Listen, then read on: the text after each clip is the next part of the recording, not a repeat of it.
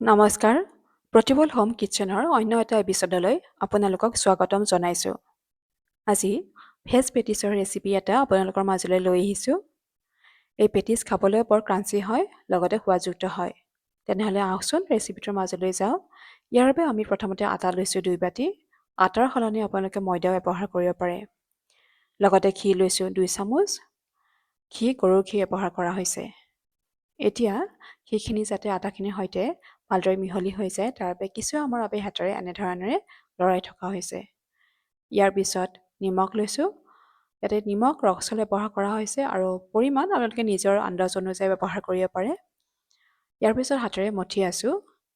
এতিয়া আটাখিনি যেতিয়া আমি হাতৰ তলুৱাত এনেধৰণেৰে লৈছোঁ তেতিয়া দেখাই পাইছে আটাখিনি হাতৰ তলুৱাৰ পৰা ওলাই অহা নাই, অৰ্থাৎ আটাৰ বাইণ্ডিংটো ষ্ট্ৰং বাইণ্ডিং হৈছে। পেটিছৰ বাবে আমাৰ আটাৰ বাইণ্ডিং এনেধৰণেৰে ষ্ট্ৰং বাইণ্ডিং হ'ব লাগে। এতিয়া কুহুমীয়া পানীৰে আটাখিনি মঠি আছোঁ।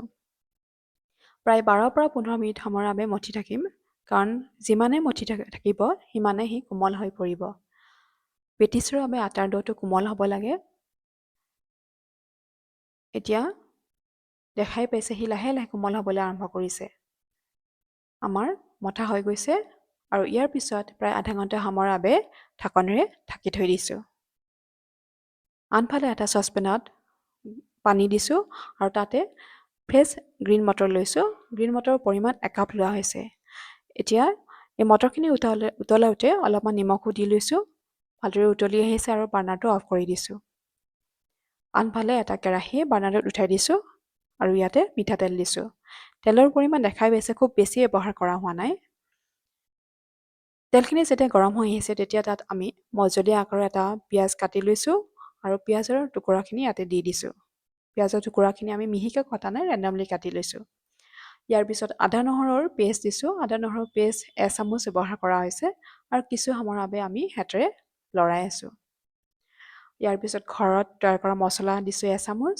এই মছলাত আছে জিৰা, জালুক আৰু চাপগুটি।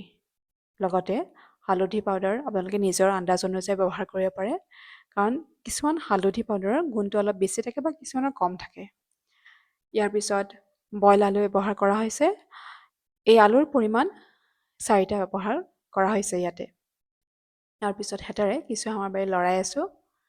ইয়াৰ পিছত যিখিনি আমি গ্ৰীণ মটৰ বইল কৰি থৈছিলোঁ সেই বইল কৰা মটৰখিনি ইয়াতে দি দিছোঁ। লগতে চাট মছলা দিছোঁ 1 চামুচৰ 4ভাগৰ 1 ভাগ। ইয়াৰ পিছত ৰস সল্ট ব্যৱহাৰ কৰিছোঁ। আন্দাজ অনুযায়ী আপোনালোকে নিমখটো ব্যৱহাৰ কৰিব পাৰে। আপোনালোকে ঘৰত যি নিমখ ব্যৱহাৰ কৰে সেয়াই নিমখ ব্যৱহাৰ কৰিব পাৰে। ইয়াৰ পিছত নেমু টেঙাৰ ৰস দিছোঁ। নেমু টেঙাৰ ৰসে যিহেতু ৰেচিপি এটাৰ তাৰ সোৱাদটো দুগুণে বঢ়ায়, তাৰ বাবে ইয়াতে নেমু টেঙাৰ ৰস ব্যৱহাৰ কৰা হৈছে। ইয়াৰ পিছত পুনৰাই হাতেৰে লৰাই আছোঁ। দেখিবলৈ সুন্দৰ হৈছে। লগতে আমি ইয়াতে ধনিয়া পাত ব্যৱহাৰ কৰিছোঁ। ধনিয়া পাতে যিহেতু সোৱাদটো বঢ়ায়, লগতে সুগন্ধিও আনে। কিছু সময়ৰ পিছত আমাৰ হাতেৰে লৰাৰ পিছত হৈয়ে গৈছে। আমি বাৰ্ণাৰটো অফ কৰি দিছোঁ। আনফালে যিখিনি আমি আটাৰ ডো প্ৰস্তুত কৰি লৈছিলোঁ সেই ডোটোৰ পৰা এনেধৰণেৰে বল কেইটামান বনাই লৈছোঁ। এই বল কেইটা বহুত বেছি সৰুও কৰা নাই। এতিয়া বল কেইটাৰ পৰা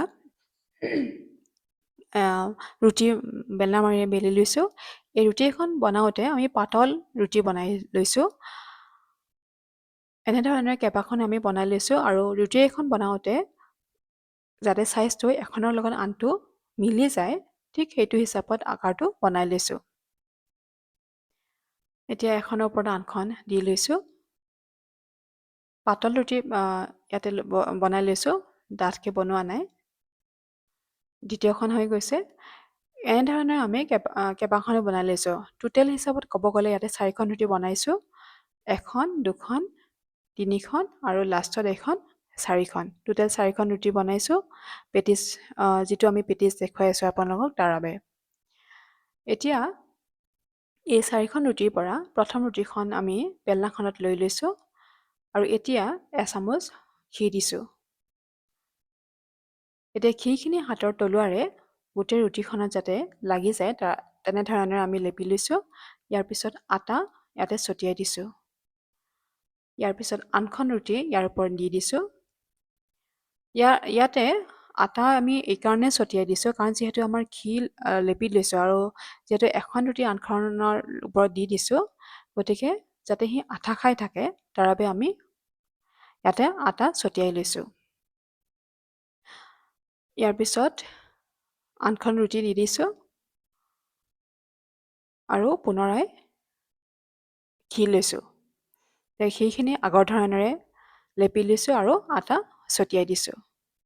ইয়াৰ পিছত এখন লাষ্টৰখন ৰুটি অৰ্থাৎ 4খন যিহেতু আমি ৰুটি লৈছিলোঁ, পাতল পাতল ৰুটি, এই লাষ্টৰখন ৰুটি দি দিছোঁ আৰু তাৰপিছত আমি বেলনা মাৰিৰে অলপ বেলি লৈছোঁ যাতে যিখিনি আমি ঘি ৰুটিকেইখনৰ মাজত ব্যৱহাৰ কৰিছোঁ সেই ঘিখিনি যাতে ভালদৰে ৰুটিকেইখনৰ মাজত লাগি যায় তাৰ বাবে আমি বেলনা মাৰিৰে অলপ সময়ৰ বাবে বেলি লৈছোঁ। তাৰপিছত পুনৰাই এচামুচ ইয়াতে ঘি লৈছোঁ, ঘিখিনি পুনৰাই হাতেৰে লেপি লৈছোঁ। ইয়াৰ পিছত আগৰ ধৰণেৰে পুনৰাই ইয়াতে আটা ছটিয়াই লৈছোঁ।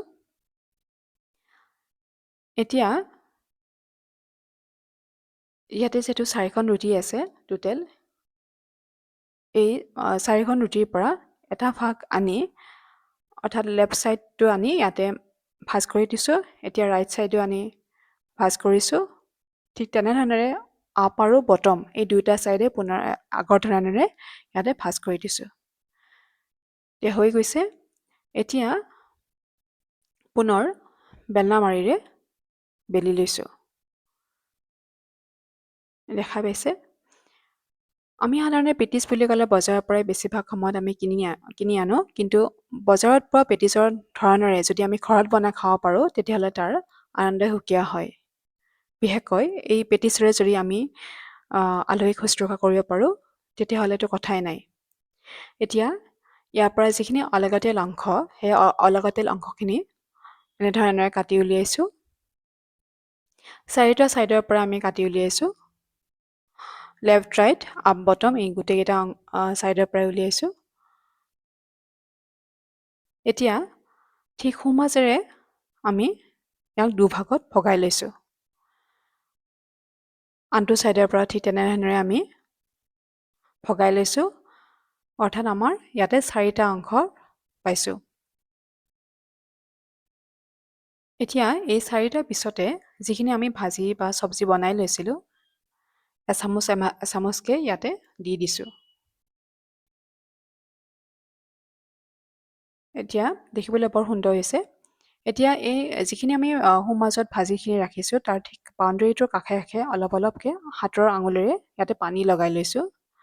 কাৰণ যিহেতু আমি পেটিছটো বনাওঁতে এটা ছাইড আনটো ছাইডৰ লগত মিলাই দিম, গতিকে সি যাতে ভালদৰে আঠা খাই থাকে তাৰ বাবে আমি পানী ইয়াতে ব্যৱহাৰ কৰিছোঁ। এতিয়া দেখাই পাইছে এটা ছাইড আনি আনটো ছাইডৰ লগত মিলাই দিছোঁ।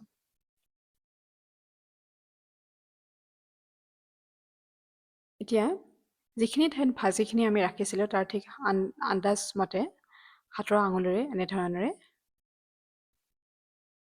লগাই দিছোঁ এটা ছাইড আনটো ছাইডৰ লগত যাতে সি আঠা খাই থাকে। ঠিক তেনেধৰণেৰে দ্বিতীয়খনো বনাই লৈছোঁ।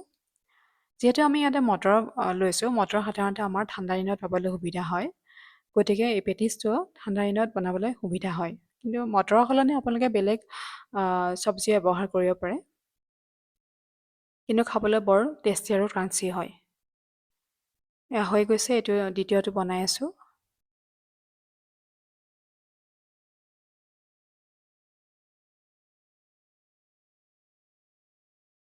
এতিয়া এটা কেৰাহীত তেল লৈছোঁ। তেলখিনি যেতিয়া গৰম হৈ আহিছে তেতিয়া তাত আমি বনাই লোৱা আটাৰ যিখিনি আমি পেটিছ বনাই লৈছিলোঁ সেইকেইটা ইয়াতে দি দিছোঁ।